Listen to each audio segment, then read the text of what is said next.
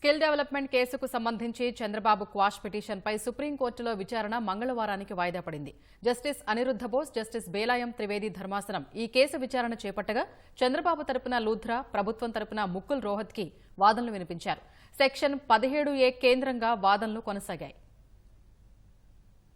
Skill development కేసులో చంద్రబాబు దాఖలు చేసిన క్వాష్ పిటిషన్పై సుప్రీంకోర్టులో సుదీర్ఘ వాదనలు కొనసాగాయి. తొలుత స్కిల్ కేసు విచారణకు ఫైబర్నెట్ కేసుతో సంబంధం ఉందని చంద్రబాబు తరపు న్యాయవాది లూథ్రా ప్రస్తావించారు.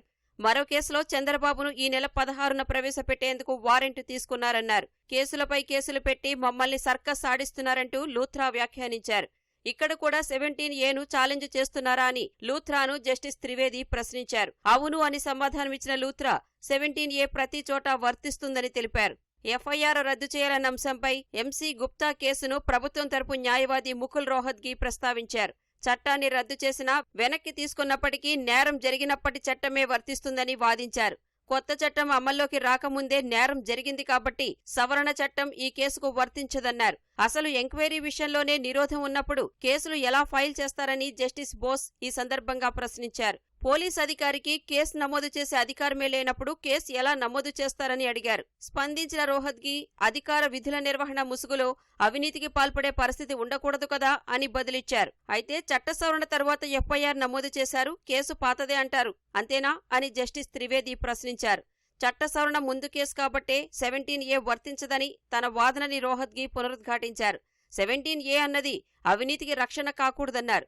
పోలీసు అధికారులకు విచారణ జరిపే అవకాశం దొరకని పరిస్థితి ఏర్పడిందన్న రోహత్గి వరుసగా కోర్టు తర్వాత మరో కోర్టుకు రావడం మూలంగా పోలీసు విచారణకు విఘాతం కలుగుతుందన్నారు. పిటిషనర్ తన ప్రమేయం లేదంటున్నారు, ఎస్ఎల్పీ మీద మీరేమంటారు అని జస్టిస్ బోస్ రోహత్గిని ప్రశ్నించారు. స్పందించిన రోహత్గి నేరమే చేయనప్పుడు ఎస్ఎల్పీ ఎందుకు వేశారన్నారు. అధికారుల విధుల నిర్వహణలో భాగంగా ఈ నిర్ణయం తీసుకున్నానని పిటిషనర్ అన్నప్పుడు సెక్షన్ 17A వర్తిస్తుందన్నారు. నిర్ణయంలో తన ప్రమేయం లేనప్పుడు 17A ఎలా వర్తిస్తుందని రోహత్గి వాదించారు. 2018 మే 14, జూన్ 6 తేదీల్లో ఉన్న పత్రాలను హైకోర్టు ముందుంచామని రోహత్గి తెలిపారు. ఈ పత్రాల ఆధారంగా అప్పటికే విచారణ ప్రారంభమైనట్లు హైకోర్టుకు నివేదించామన్నారు. తమ వాదనలను ఏపీ హైకోర్టు ఆమోదించిందని తెలిపారు.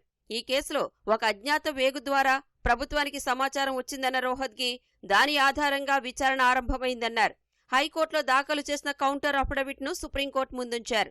ప్రభుత్వ విభాగాల సూచనలను పక్కన పెట్టే డిజైన్ టెక్ కంపెనీకి నిధులు మంజూరు చేశారన్న రోహత్గి ఆ కంపెనీకి ఇచ్చిన నిధులను డొల్ల కంపెనీల ద్వారా సొంత మనుషులకు వచ్చేలా అప్పటి సీఎం వ్యవహరించారన్నారు. డిజైన్ టెక్ ఇచ్చిన నిధుల నుంచి మొత్తం సొమ్ము కానీ కొంత మొత్తం కానీ డొల్ల కంపెనీల ద్వారా చంద్రబాబుకు చేరిందన్నారు. ఈ మొత్తమంతా నగదు రూపంలో 2-3 కంపెనీలకు చెల్లించినట్లు ఆరోపణలు ఉన్నాయన్న రోహత్గి ఇంత పెద్ద మొత్తంలో నగదు చెల్లింపులు జరిగినట్లు ఆరోపణలు ఉన్నందునే దీనిని 17A కింద పరిగణించకూడదన్నారు. ముకుల్ రోహత్గి వాదనల అనంతరం చంద్రబాబు క్వాష్ పిటిషన్పై సుప్రీంకోర్టులో విచారణ మంగళవారానికి వాయిదా పడింది. మంగళవారం మధ్యాహ్నం 2 గంటలకు సుప్రీంకోర్టులో తిరిగి విచారణ జరగనుంది.